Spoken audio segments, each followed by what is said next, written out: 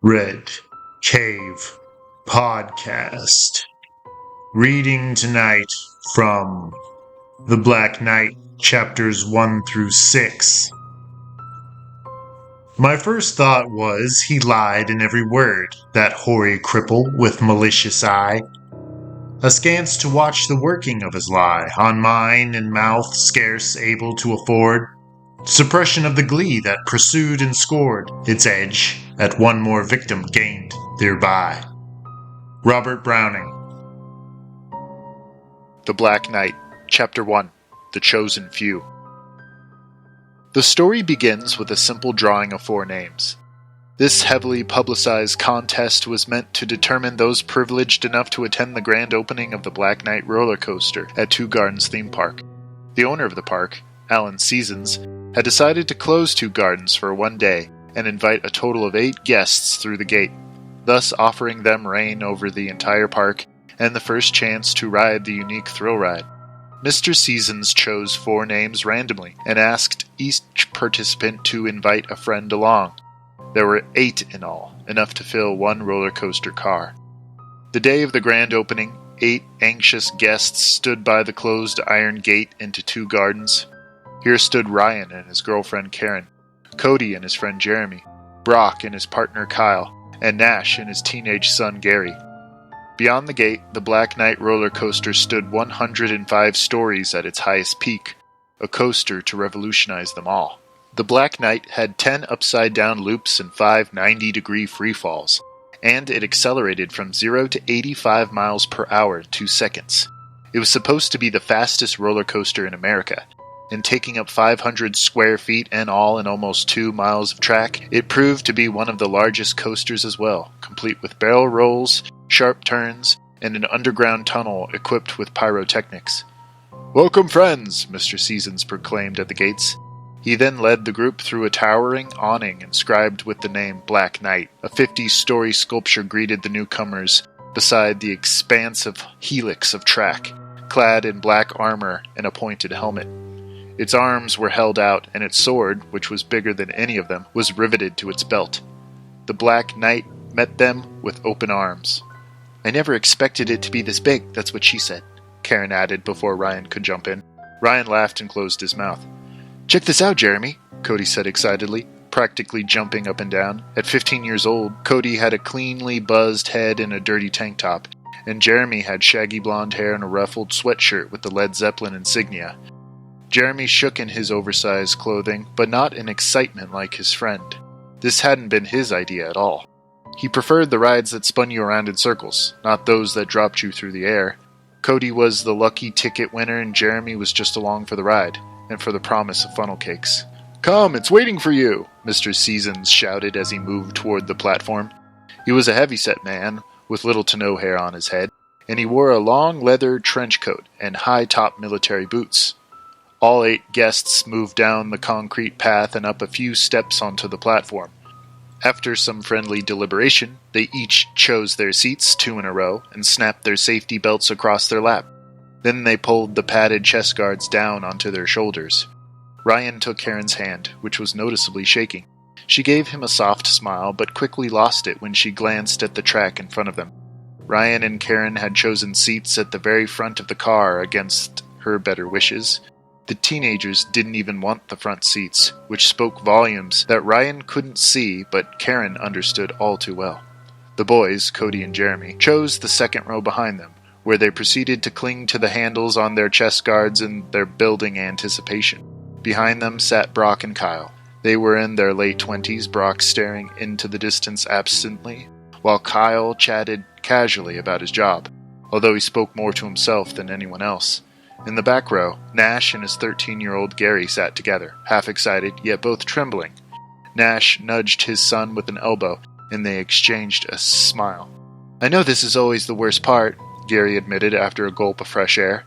Nash raised his eyebrows as he was known to do when trying to get Garry to smile, and it usually worked. "I remember you being so excited this morning," Nash said. "I know, but once you get here and actually have to sit here, it's terrifying," Garry explained. Nash squirmed around uncomfortably in his plastic seat and leaned back his head. The bald spot on the back of his head burned against the headrest behind him, which had roasted all day in the sun. "Ready, riders!" Mr. Seasons cried. "Everyone nice and secure?" He stood on the edge of the platform, his open palm set above the control panel. Ryan glanced ahead of him at the track's progressive angle. After climbing to the first peak, some 200 feet in the air, they would plummet dramatically into the underground tunnel for about 4 seconds. Then they would climb back up at another sharp angle, spinning through a few barrel rolls before mounting the first upside-down loop. Ryan gulped, squeezing Karen's hand, and she could only squeeze back. "I'm sure after this is over, we'll want to jump back on for another ride," Ryan assured his girlfriend. Mr. Seasons wished them all a great ride, saluting them with 2 pudgy fingers. Then his other hand slammed down on the control panel and the Black Knight trembled. In a rush of cool air, the car rocketed away from the platform with a terrific screech of metal. In an instant, the car was over the first peak and free-falling into the tunnel below. Inside the cool passage, bright lights and spiraling visuals dazzled the eyes as the passengers propelled through the darkness. Then the car came to a jarring halt, launching all 8 riders into their chest guards. The light show immediately blinked out, leaving them in an empty void of recirculated air. "What the?" Kyle cried from somewhere in the dark. Garry started to sob and Jeremy babbled crazily about a crash. Then they heard someone scream outside of the tunnel, and silence quickly followed. Not even Garry was crying in the back.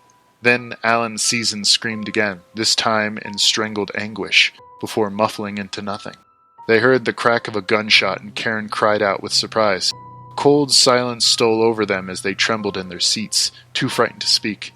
Ryan searched for Karen's hand in the dark and they found each other somewhere in the middle, sweaty fingers intertwining. She sobbed quietly while Ryan gasped for air. Then the car lurched forward again, excelling from 0 to 80 miles per hour. As soon as they emerged from the tunnel, they were greeted with harsh sunlight. The Black Knight came to another wrenching stop, Ryan's head striking the hard padding of his chest guard.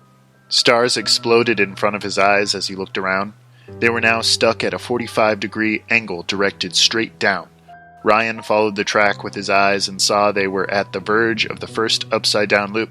"Ryan!" Karen screamed. "Look!" In stunned silence, Ryan realized she was pointing at the Black Knight statue, and he knew at once what he was looking at. There, hanging from one of the sculpture's outstretched hands, dangled the body of Alan Seasons, swaying back and forth from a cable. The cable was wrapped around his throat, drawing blood. The other end of the cable ended at a gnarled hook, wedged between the statue's curled fingers. Ribbons of blood trickled from his revealed entrails. His head rested on his shoulder, his face pulled back in a pained grimace. Mr. Seasons was barely off the ground, the steel toes of his boots just scratching with the gravel below him. Just above his nose, like a third eye crying tears of blood, someone had shot him. Everyone in the car screamed. The Black Knight. Chapter 2. Nash and Garry. It was close to noon, and the coasters stood silent as a twisted piece of metal in the sky. The riders spent the next 2 hours burning out their voices screaming for help, but it was agreed that they should save their energy and think of a solution. So they sat in silence for a short period before Garry gave in to another fit of quiet sobs. "Help! Somebody please help us!" Garry screamed into the afternoon air. "Where are the police?" "Cut it out, kid," Kyle growled in front of him. Although Garry hadn't even heard Kyle's grumblings, Brock kicked him in the leg. "This day of fun is from 10 a.m. to 11 p.m. So if the police realize we're missing, and that's if, it'll be well after midnight," Kyle continued. He craned his neck to look at the ground, over 100 stories beneath them. "We don't have that kind of time," Brock shot back. He yelled and kicked the seat in front of him. Cody jumped and tried to give the man an ugly look, but the chest guard wouldn't allow it. "Sorry, kid," he said. "There's just no way we can last up here with a murderer down there, somewhere." At the front of the car, Karen flinched and gave Ryan a distressed look. He lost focus of her face and had to close his eyes. After drying out in the sun for so long and so high in the air, he felt dehydration settling in. Garry started to cry again. "Gar, please, try not to think about it so much," Nash soothed next to him. He shook his son's hand up and down. "Come on, I'm sure whoever's down there, whoever did this, is long gone." "That's a laugh," Kyle cracked. He was talking to a person sitting directly behind him, so he turned his head to the side. This time, Nash heard him. Hey, you want to shut your mouth? Nash spat. This time he kicked the seat in front of him, but it was Brock's seat. Anyway, Kyle got the message. You're not making things any better back here. Why would the guy leave? We're trapped like rats up here, Kyle said. It's everything a sick lunatic like him dreams of. Shut the hell up, Kyle, Brock cried. All I'm saying is, I hear what you're saying. Nash cut himself short when he noticed the grave expression on his son's face. Fighting wasn't helping either. Dad, I don't want to die, Garry whispered. Nash's heart sank. Son, don't listen to him, Will. A loud squeak interrupted Nash's statement, and he suddenly raised his arms above his head in surprise. Nash and Garry's chest guards had released from their bodies, but only theirs. Garry and Nash stared down at their freedom in disbelief and didn't know what to do. What was that? Kyle demanded. He tried to crane his neck to see. Our chest guards, Nash said distantly. They just came up.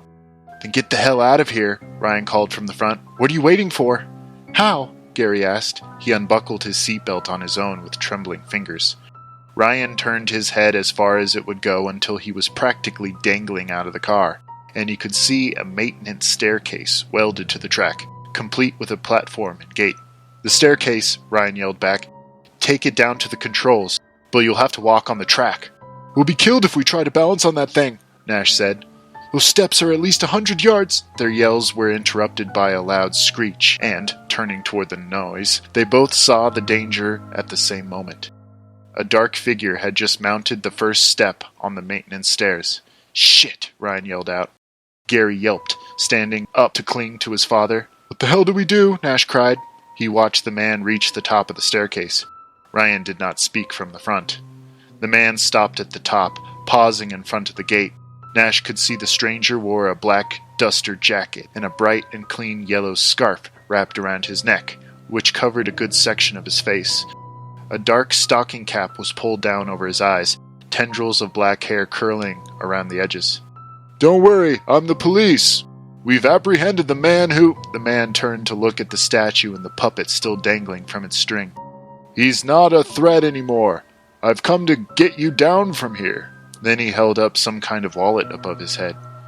What's going on? Jeremy asked Cody, but his friend had buried his face in his oversized sleeves, praying under his breath. Brock twisted violently in his seat to catch sight of the newcomer. Tell me what's fucking happening, he yelled. A glint of light reflected off the wallet, and Nash realized it was a badge. Please, you have to trust me, the man said. I'll meet you halfway and help you to the stairs. Nash glanced hopelessly at the length of track between them. It progressed slowly upward at a slippery angle. Why didn't you let the other chest guards up? Nash asked suddenly. We can only do this a few people at a time, sir. The supposed cop opened the gate and stepped cautiously onto the track. He started to walk forward, arms held out next to him like a tightrope walker. I don't trust him, Garry told his father. Nash saw the real fear in his eyes. He's a monster. Garry, he has a badge, Nash replied. He watched the man from the corner of his eye as he approached. Nash, right? Ryan called. Yeah. Okay, Nash. You go first and be careful, Ryan said. Then send your boy when you're safe. Okay. Nash kissed his son firmly on his forehead and stepped out of the car. No! Garry wailed. He clutched weakly at his father's sleeve. Sit down. I'm going to make sure everything's all right, Nash said. He pulled away from his son and planted both feet on either side of the track, following the cop's example. Let me see your badge up close, Nash said to the newcomer. The man stopped only a few yards from Nash and nodded. He tore the badge out of his coat again and tossed it underhanded to Nash. Nash caught it, teetering a bit, but catching himself against the back of the car. Garry's hands caught him across the chest in a hug. They both examined the badge, which had the familiar county seal. It looked right to Nash, but Garry still shook his head in disapproval. Ryan and the others were finally able to see the officer by pushing themselves up with their legs to look over the tops of their seats. They had to use their peripherals, but were able to see any movements. I love you, Garry, Nash said as he stepped forward beyond his son's reach. Nash came within arm's length of the other man, and the other cop held out a reassuring hand. Nash hesitated, swaying from the strong wind at such a height. Daddy! Take it, sir. Take my hand, the man said. The trails of his scarf blew away from his neck in dancing flickers. Nash reached forward, but in one quick movement, the cop had smacked Nash's open hand away from him. This instantly threw Nash off balance and caused him to teeter. The man seemed to smile under his scarf, which rose up like swollen woolen lips. Then he grabbed Nash's arm with his other hand and pulled him all the way forward and off the track. Nash sounded off a high-pitched shriek as he sailed off the edge of the track and into the dead space beyond. Garry screamed and almost fell out of the car. "Oh my God!" Karen dug her fingernails into her chest guard's padding and hid her eyes. Ryan fell back in his seat, throat closing up like a drain. He watched from the corner of his eye as Nash plummeted to the gravel below, twisting and turning in the air, head over heels without end. Nash closed his eyes as tight as he could, yet his mouth relaxed each millisecond he was airborne. He knew his fate just as well as Ryan did, and just as well as any person in the car. He wasn't afraid, not anymore. He opened his eyes at the end and saw stars. Ryan shut his eyes before Nash hit the ground, but he couldn't escape the terrible crunch that followed. He heard Karen moan, Cody squeal, and Kyle scream, "Jesus Christ!" Garry was leaning halfway out of his seat, hand reaching into space after his fallen father. He screamed soundlessly, sucking back snot and tears. He had watched his father die. Nash could be seen at the bottom, half buried in gravel that rippled away from him as if he had upset the surface of a pond. His body was twisted in an odd angle, legs knotted together. Blood had already begun to seep through the dirt and rock, and a cloud of dust still surrounded the grisly scene. The man stood only yards from the car now, staring directly at Garry. "Run!" Karen screamed at him. Garry cried and scrambled forward in the car, slipping easily through the space between Kyle and Brock's seats. The man on the track slipped a hand into his jacket and pulled out a steel hook, much like the one hanging suspended from the Black Knight sculpture. A short metal cable was fastened to the end. The man began to swing it over his head in short, heavy sweeps, faster and faster until it was whistling in the air. He gave the cable slack with each swing and finally let it loose, crouching into it like a fisherman reeling in a trophy. The hook sailed over Brock's head just as Garry reached the front of the car. They all heard a wet crack, and blood squirted across Cody's hair. The hook had caught in Gary's forehead, at the exact spot his father had kissed him moments ago. The man on the track yanked on the steel coil, reeling Garry in. Garry fell backward in an unconscious faint, and Brock was able to catch Gary's sneaker in both of his hands. He rearranged his grip on the boy's ankle, and Garry screamed in pain. The boy was half in and out of the car, the man pulling with all his body strength and Brock pulling on his end. The hook dug deeper into Gary's skull, and he let out another cry of pain. "Let go!" Kyle yelled at Brock. "You gotta let him go, for God's sakes!" Brock made eye contact with Kyle and saw the fear in his face, something he'd never seen before. He also understood the truth in his friend's words. Slowly, Brock released his grip on his boy's ankle. He watched as Gary's kicking legs were dragged over the back of the car. The boy smacked against the track and continued to scream as he was pulled in. The man gave the cord one last yank before Garry was within arm's length. By then Garry was kicking lightly at the air, arms flailing limp at his side. The man grabbed the boy by his hair and dragged him toward the staircase. The man took his end of the cord and fed it through the wire gate a few times and tied a makeshift knot. Then he nudged the boy off the track with his boot. The boy fell, and Ryan heard him scream all the way to the bottom. Once the boy reached the maximum length of cable, it twanged like a struck cord, and Garry fell away from the hook. He struck the gravel some 20 feet from his father. The boy fell without the top half of his skull, which still clung to the bloody hook. The Black Knight. Chapter 3. Jeremy and Brock. Everyone turned away from the scene, eyes either shut tight or covered with sweaty palms. "No, no," Karen screamed. "This is my—" Karen was cut off by Jeremy's petrified scream. Ryan was about to turn and ask her what she was going to say, but they all heard the man's clanging footsteps as he descended the staircase.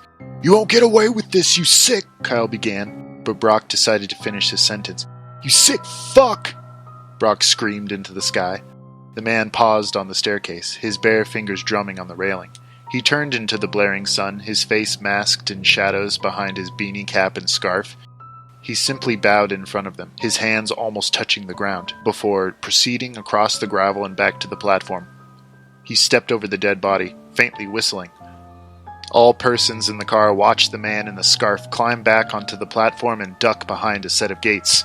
He casually opened the door to the nearby office and stepped inside. The door slammed behind him. The door he had just closed behind him was labeled, "Private Personnel Only." "How did this guy get into the park anyway?" Jeremy asked through his friend's retching sobs. No one could answer. 5 hours had passed, and the door marked private had not opened again. It was now close to 5:30, providing all occupants in the car enough time to collect themselves after Nash and his son's death. It wasn't so much like collecting their composure as it was completely shutting down. Stomachs growled, and Jeremy looked down upon the snack stand across the way with hungry eyes. Adding insult to injury, the sun was brutal. There were hardly a dozen clouds in the sky. Ryan's skin began to redden, and his tongue became as dry as his skin. Exhaustion began to set in. Kyle was praying furiously near the back, while Brock entertained himself by spitting over the edge and watching it plummet. Brock slicked back his black hair, trying to air out his sweat-stained tank top. "Good Lord, I'm starving," Brock blurted, hawking one last loogie over the side. "I would kill for a 2 Gardens Park hot dog." "3 people just died and you're thinking about stuffing your fucking face?" Jeremy remarked from directly in front of him. "Excuse me, kid, but a man has to eat," Brock replied gruffly. A bead of sweat trickled gallingly down his nose. "I'm hungry too," Cody announced, holding his belly. Ryan didn't know what to say. The only way anyone was going to get food was if they were rescued soon. His own stomach growled and then fell silent. "We've got to try and escape. Maybe we can fit under the chest guards," Jeremy called with renewed force. "You can try, but these guards are meant to keep us restrained," Ryan replied. "We'll both try. We're smaller," Cody said. "We might be able to." With that, Cody and Jeremy tried desperately to slip under their chest guards. First they slouched low in their seats, but they weren't able to get their chins past the stiff padding. Ryan recommended that the boys put their feet up on the seats in front of them. They did so and were able to free most of their bodies. Jeremy was able to free his chest, but his head was still too large to slip underneath the guard in his seat. He groaned with frustration and pain as he wrenched his head through. His sneaker kicked at Karen's seat, forcing her to lean forward into her own chest guard in order to avoid being nailed in the head. Then, with a whoop of glee, Jeremy slid free and clambered to his feet. He smoothed out his baggy sweatshirt as everyone else cheered joyously. "Jeremy, listen to me carefully," Ryan said, and Jeremy turned his full attention to the man sitting in front of him. "You have to edge your way up that track and down the staircase, just as the man did. Then, up on the platform, try to find a button that releases our chest guards on the control board. You see where the control panel is, right?" "Yes, sir," Jeremy replied, his eyes glued to the private door. "But what if he comes out?" "Don't worry. I think he fell asleep or something. We don't have time to debate whether this is the right moment. Now, hurry!" Ryan shouted. Jeremy nodded and gulped. He high-fived his friend Cody while following the aisle to the back of the car. Kyle patted the boy as he passed, and Brock slugged him softly on the arm. He was beaming. Jeremy stepped onto the track and began to climb toward the staircase on his hands and knees. He scurried up the gate and stepped onto the platform. With a deep breath, Jeremy darted down the stairs, long hair trailing behind him in yellow whips. No one saw the private door crack open. In that moment, the sun was just about to extinguish in the west, and a slight chill had swept over 2 Gardens theme park before anyone knew any better. Jeremy reached the bottom of the stairs and tore across the gravel, feet crunching and kicking up dust. The boy passed Nash's corpse without a sideways glance and climbed onto the concrete platform. He inspected the closed door for a good 30 seconds before crossing the platform to reach the control panel. An overhead roof protected the platform, and Jeremy gratefully basked in the shade. Then Ryan watched the boy bend over the panel, hand hovering over a set of switches. A hand scratched absently at his scalp. Ryan tried to call down to him, but the boy was too far to hear. Jeremy then reached for a set of switches and all the passengers held their breaths. Suddenly, the door to the office burst open and the man in the scarf appeared, a rifle slung across his shoulder. He went eye level with the rifle's scope just as Jeremy turned to look. An echoing report resounded across the area, and Jeremy was thrown backward into the control panel.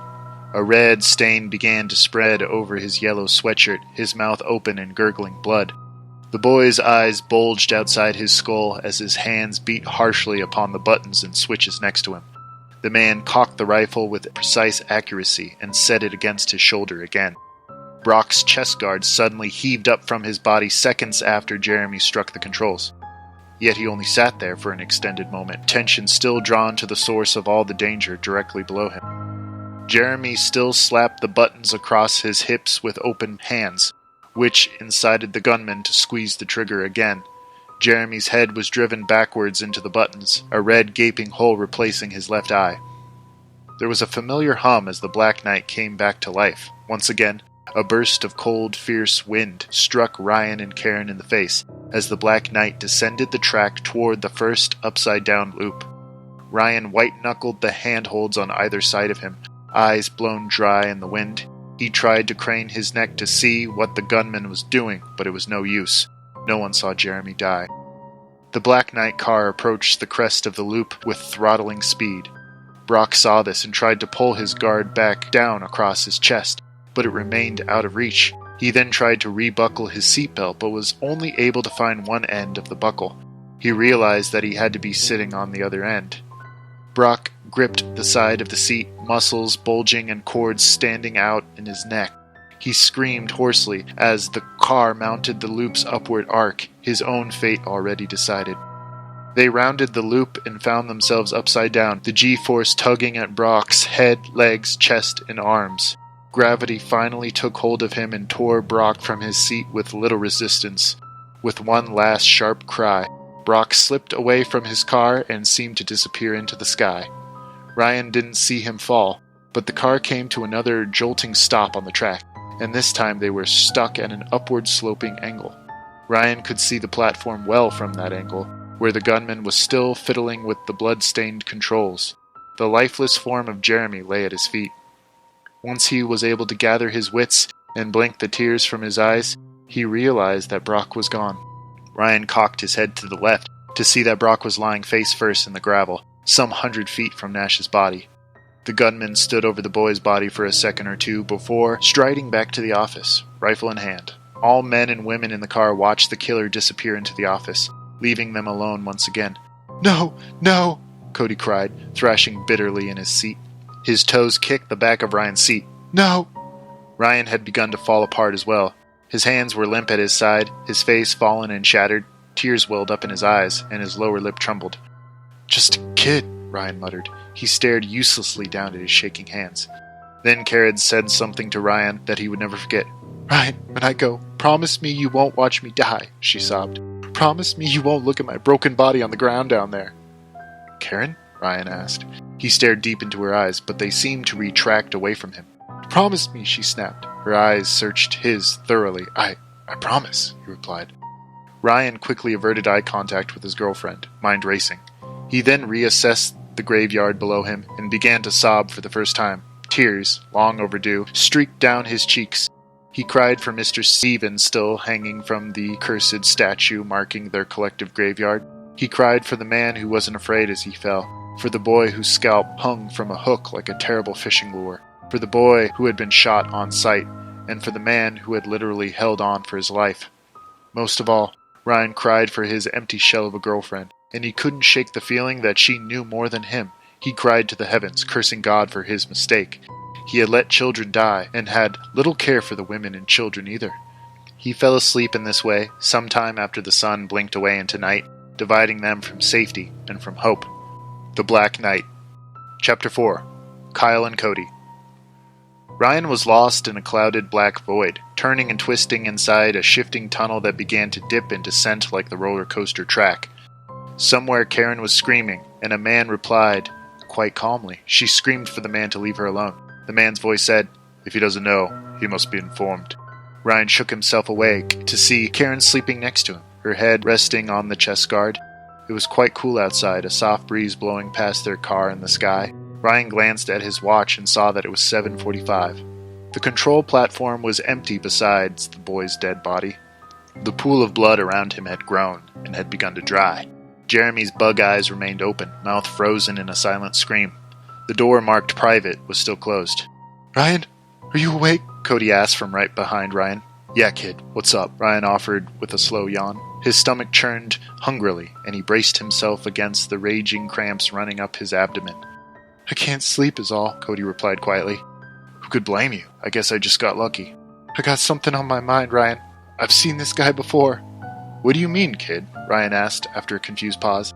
"I think I saw this guy before in the arts park by my house," Cody explained. I was there, skateboarding, skating with Jeremy, and this guy strolled up." "You sure it was him?" Ryan asked. Karen started to look around, dazed and interested. Her ears perked as the boy continued his story. "I'm pretty sure it was him. He had the same yellow scarf on, but hanging loose on his shoulders and not wrapped around his neck," Cody said. "I remember he looked really odd, wearing such wintry clothes in spring. He had the same coat, but different pants. I can remember he had long sideburns and green eyes." "How long ago did you see him?" Ryan asked. "Spring last year," Cody said simply. "Maybe early April." "What was he doing?" "Looking around at the sculptures mostly. I kinda watched him as I walked around. He then met a woman and—" Cody fell silent. "What?" Kyle asked from behind Cody. "He met a woman who looks a lot like the girl you're with," Cody said, dumbfounded. Ryan didn't have to turn to know that the boy was wide-eyed with this new realization. Ryan turned toward Karen, who gave him a small smile. Her eyes blinked heavily, and her face was sleek with pouring sweat. "I don't know what you're talking about," Karen replied, avoiding eye contact with her boyfriend. "This kid is obviously making stuff up." "It probably wasn't her," Cody countered. "It was a long time ago." "What were they doing?" Ryan asked, still studying Karen's face. "They looked like they were struggling, and the woman was crying." Karen winced. Ryan was about to question Cody further when a gunshot echoed over the silent park. Everyone in the car turned toward the dimly lit platform where the gunman currently stood, his rifle pointed straight up into the black sky. He waved with one gloved hand as the fluorescent bulb above his head flickered, giving him the illusion of appearing and disappearing. When the light finally caught, the killer rested the rifle on his shoulder and pointed the nose straight up at the car. He lowered his face to the scope, his other hand going for the trigger. "Shit, duck!" Ryan screamed, slouching as far as he could in his seat. "Oh God!" Kyle announced from the back, and then Cody shrieked in terror. Karen screamed, pressing her face into Ryan's shoulder. Another shot rang out, and Ryan heard the bullet pound the metal car. He could also hear the distant sound of a gun cocking before another bullet struck the car. A loud ring followed as the shot ricocheted into the night. "No! Oh God, no!" Kyle cried. The gun exploded again, and Ryan heard the whine of a bullet just a few seats behind him.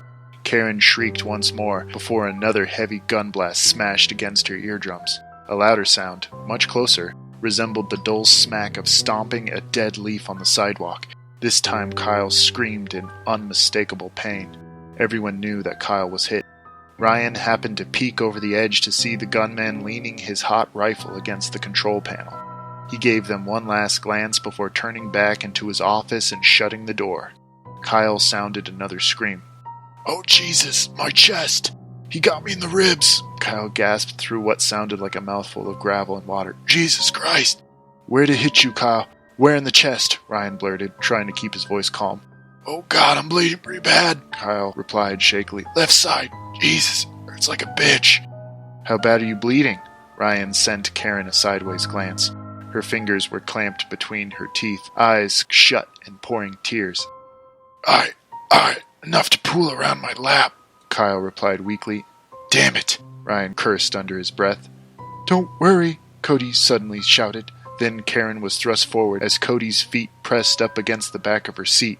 Cody wrenched his upper body through the chest guard until his chin rested on the cold padding. He sounded a tremendous groan, squeezing his head through the tight space. Then he kicked at Karen's back as Cody popped the rest of his cranium beyond the chest guard. After that, he pulled himself back to his feet and instinctively went to stretch his muscles. "Cody, please get help," Kyle cried. Cody turned toward Kyle, nodding slightly and eyeing the man's open wound. Ryan peered down the track at the second set of stairs that he had observed before. It was much closer than the other staircase, which was only a few yards away. Cody must have spotted it before Ryan because he was already passing through the aisle to climb over the nose of the car. Ryan got his first good look at the kid as he passed. Cody was sweating profusely, and dark bags weighed heavy underneath his eyes. He was trembling immensely as he stepped lightly onto the track, but he still managed to send Ryan one last feverish and empty look as he set his sights for the platform below them. "Careful, kid," Ryan advised solidly. "You've got this. It is possible." The boy sat down on his butt and slowly inched his way down the sloping track. He made quick time with this strategy and had opened the gate to the stairs in no time. He turned, gave Ryan a distracted thumbs up, and then mounted his first step. In a matter of minutes, he was on the ground level, sprinting across the choppy gravel. It was so dark that Ryan lost the boy for a second in the night. But suddenly Cody was illuminated in the heavy glow of the control pad's overhead light. "Yeah, kid, that's it," Ryan murmured under his breath. Kyle moaned painfully and muttered a series of incomprehensible words. Cody ran for the controls at the far end of the platform, leaping over the track with ease. He paused at the rifle leaning against the controls, visibly deciding on whether to pick it up. Yet he turned away from the gun and stared down at the console. He then performed the same confused head scratch that Jeremy had used before he died.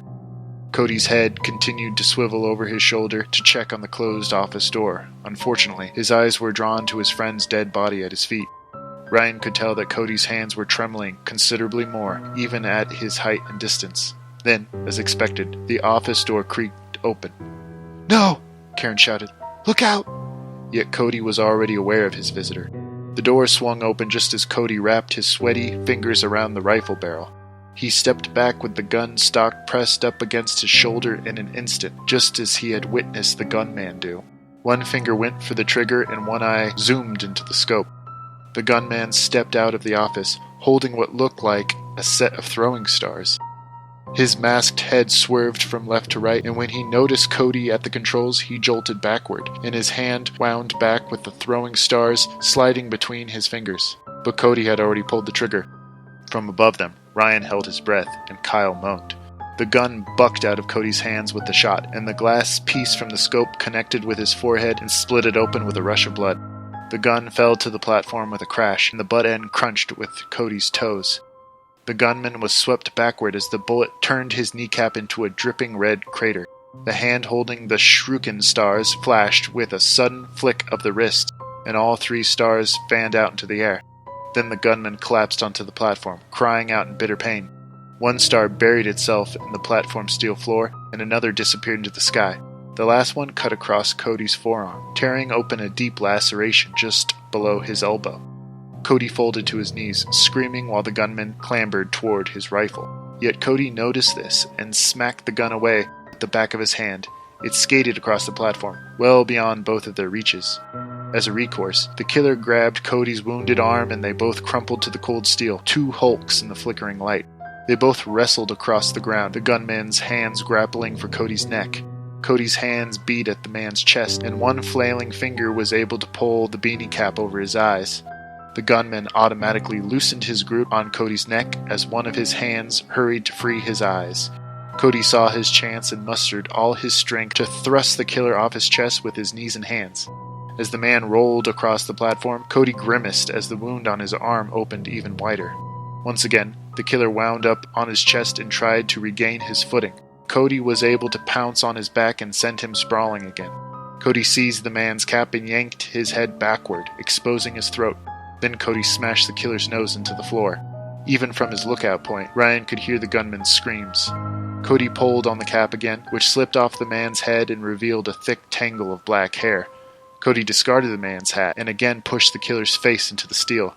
He did it once more until the man's body stopped squirming and his eyes had diminished. Cody fell off the man and leaned against the nearest wall, trying to regain his breath. Just as he attempted to stand up to return to the controls, a booted foot cracked him across the jaw. Faster than any of them expected, the gunman had rolled over onto his back and sent a sharp kick in Cody's direction, which leveled him with the ground in a daze. The man crawled toward Cody's body and grabbed him by the ankle. The boy cried out, scrambling away as sharp nails dug into Cody's bare ankle. Just like that, the killer reeled him in, and he was laughing.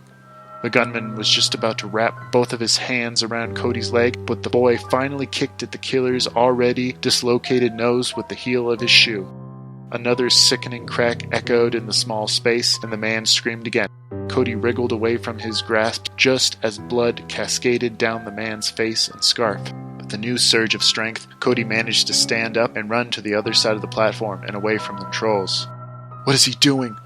Why isn't he going for the controls?" Ryan cried out. "He's leaving us," Karen said with a distant voice. "We're dead." Ryan watched the boy reach the set of cubbies where they had all stashed their personal belongings, including their cell phones and change, right before boarding the Black Knight.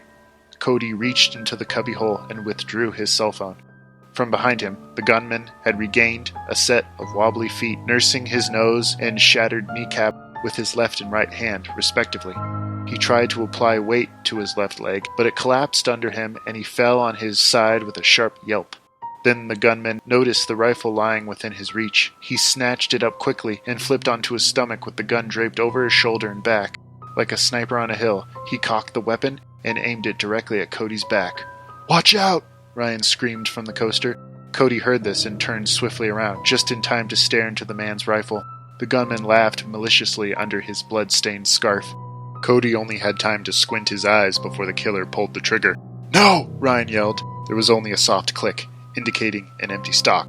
Cody smiled, pocketing the cell phone, and then hopped off the platform. Ryan and Karen watched with frozen awe as he sprinted into the night and became lost in the shadows. They watched the boy blink out of existence and then exchange silent smiles.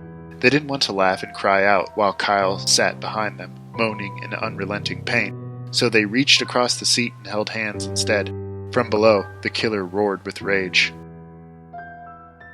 The Black Knight. Part 5. Ryan and Karen. The gunman lay there on the cold steel for the longest time, his long black hair hanging over his face. The light above him flickered, allowing him to appear and disappear from the darkness. Then he simply crawled back to his office and pulled his way back in. Ryan watched him curl his legs out of the way of the door before it swung slowly closed behind him. He had left a trail of his own blood and red handprints on the private door. Kyle, are you still hanging in there, man?" Ryan asked. No answer. "Come on, try to say something," Ryan begged. "Give me a cough." Still silence. "Give me something." Somewhere a team of crickets commenced their chirping, and Ryan listened to them for the first time. "This whole thing is so fucked," Karen spat. "You're telling me, Karen," Ryan snapped. "And I'm gonna need some answers from you, not later." Karen withdrew as if slapped. "What do you mean?" she asked shakily. "You and this psychopath have met before," Ryan told his girlfriend. "Want some answers?" "That's some misunderstanding, Ryan. Now!" She swallowed her saliva and then sighed, still avoiding his eyes. "I was at the wrong place at the wrong time." "What do you mean?" "I found out that he was planning to kill someone in my office," Karen said with much difficulty. "And he knew I knew." "Oh my God, Karen," Ryan said. "He found me in the park and threatened me. I was horrified." Karen burst into fresh tears. "He was afraid I'd call the cops." "Why didn't you tell anyone?" Ryan asked. "Why didn't you tell me?" "It was too dangerous. He knew everything about me. And all that about me. I didn't tell anyone, and now he's killing for no reason," Karen blurted. "It's all my fault." "Who is this guy?" Ryan asked. "Roald something," she replied. "Some hired man. I just can't even get into all of it." "How did you know?" "What do you mean? How did you find out about this hit?" Ryan elaborated. She turned her head away from him. "I really don't want to talk about this." "Karen, you have to talk to me, all right? This is important." "I'm tired. I'm starving. I'm dead inside, Ryan," she said. Ryan had the sneaking suspicion that something wasn't right here. She wasn't telling the whole truth, and he was just about to press her further when he heard a crash off in the distance. They both turned to focus on the locked iron gate to the park, which was the only way in and out. They could faintly see a speck in a green tank top haul itself onto the very top of the gate. "Cody!" Ryan blurted, excitedly. Slowly but surely, Cody found a way to climb down just enough so that the drop to the ground only ended in a twisted ankle, which he quickly put to use. Just like that, Cody was on the other side of 2 gardens, finally outside. He didn't look back as he sprinted down the hill and out of sight. "Karen, Ryan turned toward her, but she had her head directed the other way, her eyes closed. Ryan knew that she was faking sleep, but also knew that he was not getting anything else out of her. "Godspeed, Cody," Ryan muttered as his own eyes drooped with exhaustion. The world blurred and then died. In minutes Ryan had fallen asleep, his stomach growling unnoticed. From below on the platform, the office door swung open. A scuffling echo followed the hollow sound of wheels on wood. From the depths of the room came the gunman sitting on a desk chair with 4 wheels. He spun around in his chair so that his back was facing the platform.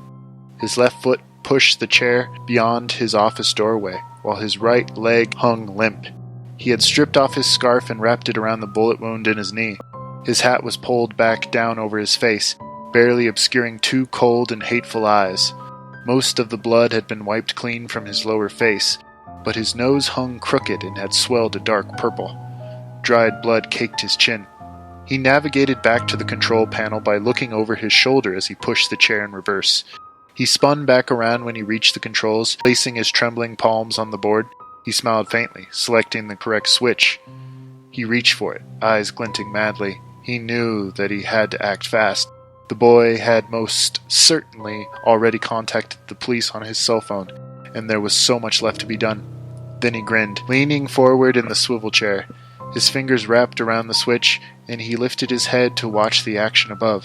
He loved action. A dull screeching whine tore Ryan and Karen from their sleep. Their seats vibrated as the car shifted forward and began to roll smoothly on its natural momentum. Realization slapped Ryan across his face, forcing him to look at the platform. Yet he didn't have to look because the manic laughter already told him the man had returned. "Oh, no!" Again they were flying down their track and then rocketing through a pair of barrel rolls that bounced their heads against their guards most unforgivingly. The man on the platform rocked with laughter, fingers ready on the controls while his eyes watched the toy car in the sky with eager anticipation. He knew when to stop the car, but it was all about timing. He would have to get it just right. He could see the last upside-down loop set out on the landscape like a waiting noose, ready to catch his last two participants. His fingers grazed the switch, ready to pull. Just as the car ascended the loop, he began counting down under his breath. 5, 4, 3, 2, 1. He flicked the switch just as the car became parallel with the ground below, completely upside down. It came to a stop with a rattling jolt, and Ryan and Karen's heads were thrust forward and then back into the hard padding. There was a second of weightlessness before Ryan caught up with gravity and fell toward the earth and into the chest guard, hair hanging, blood rushing, and his shoulder screaming with pain. Yet Karen screamed louder. A feeling of helplessness and pressure built up inside Ryan along with the increase of blood in his head. Karen sobbed and gagged dryly next to Ryan, bile dripping freely from her mouth, which then trailed up her nose and forehead and into her hair. It was a terrible feeling as Ryan's entire body locked up from the strain, his eyes seeming to pop out of his head with the immense pressure. A massive weight in his head threatened to drag his entire body through his chest guard. His upper body trembled, the bones and muscles in the shoulders ready to give in. Gravity pulled at him relentlessly, trying to reunite him with the ground. Karen moaned as tears dripped rapidly from her strands of hair. Ryan could see that her face had changed to a bright scarlet, all the veins popping out in her forehead. He knew that he looked just as bad, maybe even worse. A loud metallic pop issued from behind them, and as they prepared for something horrible to happen, they soon watched Kyle's dead body fall into view and flip head over heels into the track below them, with a tremendous crash that resembled the ring of a bell. From there he bounced and spun toward the ground, where he came to rest in the gravel pit amidst a screen of dust. Ryan's vision began to blur, stars exploding before him like firecrackers. Right when he thought his head would pop, he heard the voice of their captor, magnified through a megaphone speaker. "Are we having fun yet?" the voice called. "How are you hanging up there? We'll have to talk fast, though, if that's all right." Karen screamed next to Ryan, but it was faint and defeated. She was close to passing out. "Have you told him, Karen?" the killer asked from below. This question echoed through the ghost town of a park like a disembodied voice in an empty house. Karen looked at Ryan with a purple face and watery eyes tinted pink. "Have you told him why I'm here?" "Karen?" Ryan managed. She closed her eyes, her blue lips trembling. When she opened her eyelids again, she said, "I killed us all." "They all died for you, Karen, all of them." The man with the megaphone was much angrier now, his voice rising to a loud buzz that crackled with Ryan's eardrums. He saw me, Ryan. I didn't see him," Karen said, arms hanging limply next to her face. "I don't want anything you have, Karen," the megaphone announced. "This is a different kind of blackmail. You see, Ryan, she challenged me after I refused to help her, and it was quite an insult to a contractor like me, who has a 100% success rate. I offered to help in any other way, but I just couldn't kill her boss. Her boss had already hired me to kill off a few of his business competitors. Mr. Seasons just so happened to be on this exclusive list he gave me, and when I heard about this new ride that Seasons was opening, including his little contest, I knew this would be the best way to kill multiple birds with one stone, so to speak." "What's he talking about?" Ryan hissed, but Karen could only close her eyes and spurt even more tears. "But you might be happy to know, Karen, that the man who just fell to the ground was Kyle, your boss's first cousin. I know it's not who you wanted, but that was his family. Of course, your boss did want him dead, but we can still pretend like you're a winner here. We're both winners. It was a shame that Kyle's roommate had to die as well, but that's just how this contest was set up. I can't go against the rules. Nash's son didn't have to die either, but Nash certainly did. Nash was a politician, so I believe it would be accurate to say that this was all politics. The new trade regulations that Nash was single-handedly responsible for enforcing will now certainly be abandoned, and thus ensure that your boss can reap more benefits with his overseas partners. The boys, well, they saw us that day in the park when we met. I know you remember that day. That's when we both made a deal, and, unfortunately, you reneged on your side of the bargain and insulted me. Since we didn't make a deal that day, just like the boys, you're a liability, and I can't have that. So I fixed the drawing of your names as well as this entire day, and I did it for you, Karen. I needed to show you that I finish what I start, and if there's anything left undone, well, you know the rest. I'm so sorry, Karen said to Ryan, even quieter than before. This is all my fault. The feeling of vulnerability was too overwhelming for Ryan. He knew that one push of a button could send him falling to his death. Although he couldn't see the man in the stocking cap, he knew that he was close to the controls and had memorized them well enough to act in the dark. Ryan tried to raise his hands to buckle his lap belt, but he found that he had no strength. The stars began to dim above his head, the moon a bright blur in the sky. He was already dead, and could no longer see the difference between sleeping and waking. If this was to be his last minute, he was going to make it meaningful. Karen, he said softly. Her closed eyelids twitched, and she muttered something underneath her breath. I don't care what you did. I love you. I don't care. She smiled and cracked open her red eyes to find Ryan one last time. Although his face was scarlet and pulsing sickly like a beating heart, he was everything that she cared for and cared to remember. He was Ryan, the man she had tried to protect from the monster below, but she had failed. She thought that she had rid herself of this man, but he had found her at last. Worst of all, he didn't intend to punish her, but also the man she loved most. Ryan smiled back at her weakly and then closed his eyes. It's time for business. It's time for the final act, the man declared into the megaphone. Time for the encore. Everything is curtains. They then heard a rattling hum, but they were still in their seats. The car began to roll again, now on the final stretch. It was the final run of the coaster, a straight, level line leading back to the platform where all passengers could exit the car. Through his squinting eyes, Ryan could barely make out the man's silhouette in the flickering light. Karen groaned when she saw him, wanting to cover her eyes and hide her face, if only she had the strength to raise her arms. Nor could Ryan muster the courage or energy to do or say anything. All he could do was sit in his plastic seat as the prisoner that he was. The car came to a final stop on the platform, their chest guards flying up like taut slingshots. All they could do was sit there dumbly, dubious to the fact that they were actually free. Ryan put his hands to his heart, refusing to believe that he could feel it beating. He had been able to do that for so long, not with the chest guard, but now he wondered if he'd really been alive at all up there. Don't even think about it, the man said. The rifle now rested idly on his shoulder. He rolled over to the car on the chair, reaching out for Karen with one of his blood-stained hands.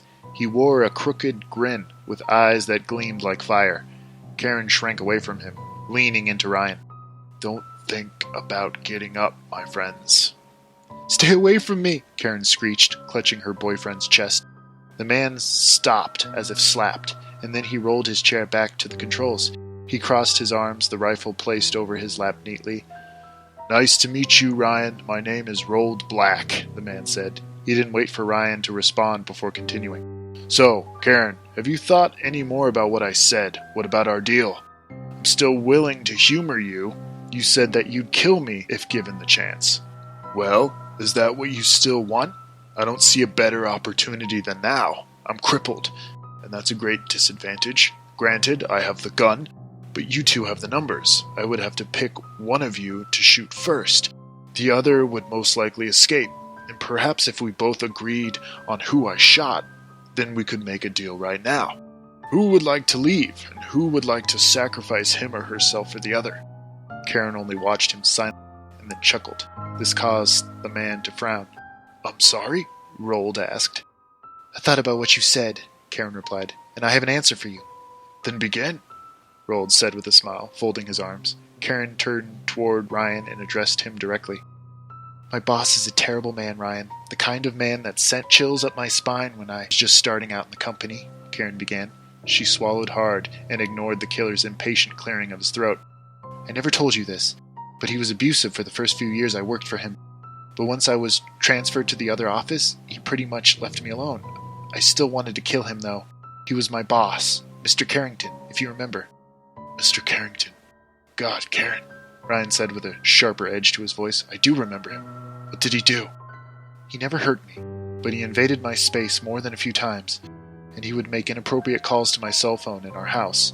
He once followed me to my car after work and made a pass at me, but another co-worker walked by, so he slinked off."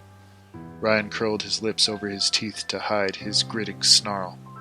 "I should have alerted the police, but I knew that once I became my own boss, I wouldn't have to worry about him anymore." Karen hung her head so that her hair hid her face. "Then Mr. Carrington hired another assistant, as I should have suspected, and I watched the abuse begin all over again with an innocent girl like me, whom I watched develop from an innocent young woman with all the drive and motivation that I once had to a paranoid woman who could no longer trust her closest friends in the office. I wanted him dead," she continued. "I wanted him out of my life and so far gone that he would never take advantage of another young woman again.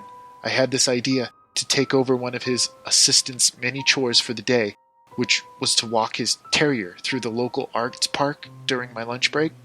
I would take the blame for everything, and probably get fired, but that day I didn't care anymore. Back when I was his assistant, I had this fantasy of letting go of his dog's leash right at the edge of the busy intersection outside our office, and then watching the cars pound him into tar on the asphalt. I never went through with it, but this day I was willing. I even got as far as the sidewalk, the dog already pulling taut on the leash, ready to jump into the street and far away from me. I know, I would never do it. I know that I would only hurt myself torturing an animal like that. And even though that dog was a brat, it wasn't the dog's fault that his master was such a piece of shit. I would have been worth it to see the look on his face when he learned that this damn dog was dead. But my job would be over, and I could see him pressing charges for kidnapping his dog or something close." "Yes, I wouldn't put it past him either. But let's not make this personal, Karen," Roald cut in.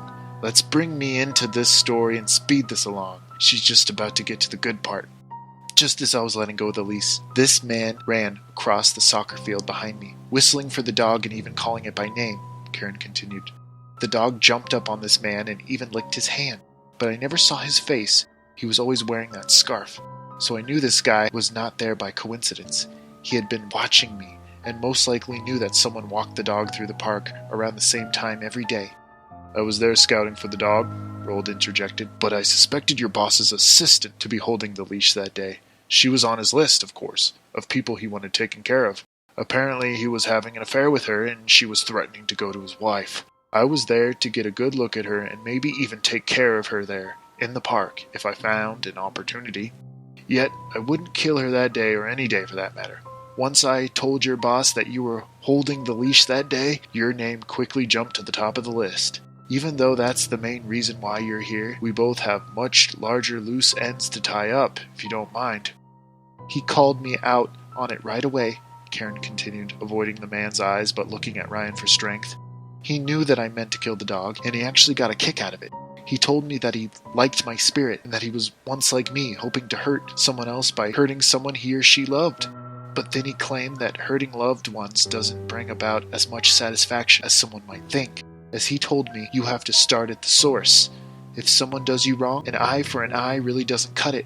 He told me that he lived by the philosophy of an eye for a head." "This was a poor choice of words, I admit," Roald said with a chuckle.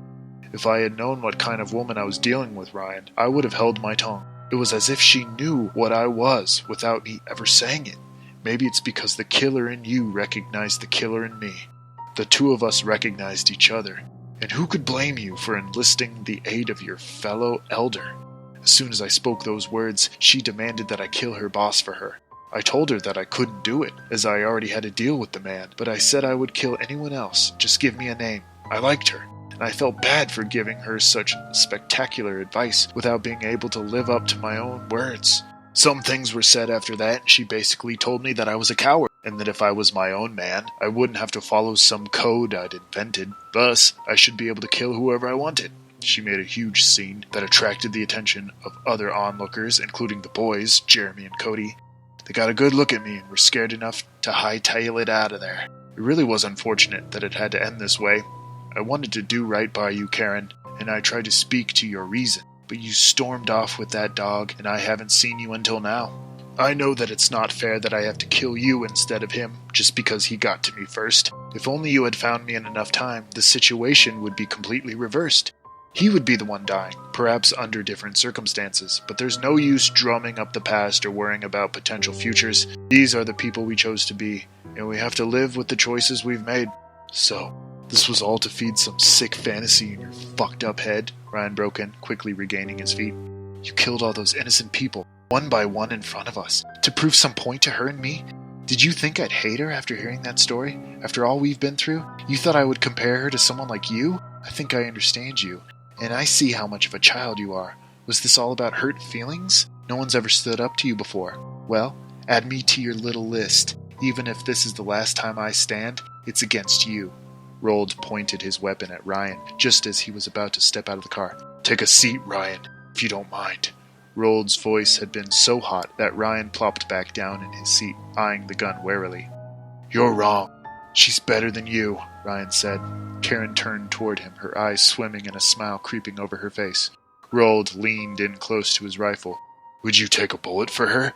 He lined the crosshairs with Karen's forehead, who yelped and tried to duck in her seat. Would you die for a murderer, Ryan? No, Ryan said. Roald stopped, lowering the rifle slightly. Even in the darkness, Ryan could see that his face was blank. You want me to die, and I won't die for a murderer like you, Ryan answered. At that, Ryan bounded from his seat. He leapt over Karen and landed with one foot on the platform next to the killer. He pounced on the man just as the gun went off. The Black Knight. Chapter 6. Roald Black and the Black Knight. Ryan fell on top of Roald Black, sending them both flying backward across the platform on the chair's four wheels. The rifle went off, once and then twice, and drowned out Karen's high-pitched screams. Both bullets missed Ryan as his hands grappled for the rifle's muzzle. The chair rebounded off the wall and sent them both onto the steel floor. Black screamed, Ryan wrenching the weapon from his hands. Ryan knew exactly where to go after he had the gun in his arms. He drove the butt end into Roald's wounded leg, the crunch of the killer's knee all too real in Ryan's ears. Black squealed, throwing a punch into Ryan's jaw. Ryan fell off him with a spinning head and glazed eyes. Roald threw a kick with his good leg and planted his toe into Ryan's breast. Then Roald crawled backward as Ryan lay on the ground fighting for his air. The rifle was forgotten by his side, but Roald wasn't reaching for it. He was listening as the front gates of the Two Gardens amusement park swung open with a prolonged squeak. Roald turned to crawl off the platform and found Cody standing in his way, wearing a determined scowl. On his hands and knees, Roald peered up at the kid, who was now much taller than him.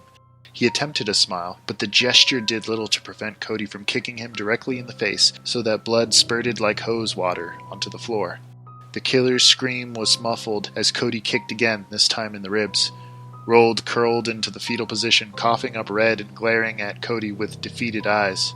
From behind him came the click of a rifle as it cocked. He turned his blood-streaked face into the line of the rifle's sight, and he laughed when he saw that Karen's finger was on the trigger. A long silence followed that was filled with Ryan's gasping breath. Then Roald began to laugh harder, and the excess blood in his throat gargled with each distended breath. Karen continued to stand there, the gun trembling in her hands. Here. Karen turned to look at Cody, now standing at her side. He held his hands out for the gun, and the grave expression on the young boy's face told Karen that he had to be the one to do it. She wanted to tell the kid that it was over, and that they didn't have to kill him. The police were there and could take him away forever, but a part of her knew that some things had to be dealt with, the source, and in the right moment. There was no use for delay when dealing with this kind of monster. An eye for a head, as someone had once told her. Karen nodded and handed Cody the rifle. Roald stopped laughing at once and growled at the child like an animal. Cody centered the gun against his shoulder, lined up the sight, and pulled the trigger. The killer's head was thrown back into the floor, a giant crater in his forehead. With lightning speed, the boy pulled back the hammer, lined up again, and sent a new bullet into the killer's neck. The boy set himself up with the third shot and blew another hole into Roald's chest. He went for a fourth and fifth, and just when Karen thought there were no more bullets in the gun, Cody fired a sixth time. He then tossed the rifle onto the smoking body.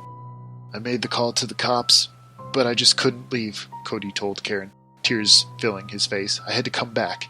I'm glad I did. 6 bullets for the 6 lives he took." Karen looked at Cody as his entire frame shook and his knees gave out from under him.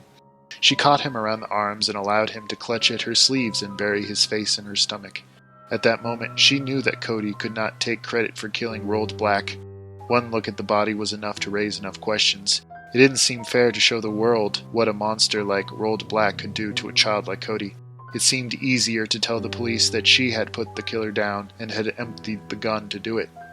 It seemed better that way. With that story, the kid could continue being just that, and she could be the responsible adult who had killed for self-preservation. She would become the killer if she needed to be. After what she had done to the other poor people who had died at the hands of Roald, she already considered herself a murderer. It was just a matter of wearing the title now, and she was ready to be the world's hero, if need be. God knows that she didn't deserve it, and would have much rather had Ryan or Cody take the credit for saving the day, but she also suspected that she was saving them from the carnivorous feeding force of the media spotlight. If she wasn't strong, it would surely chew her up and spit out her bones in a way she challenged it.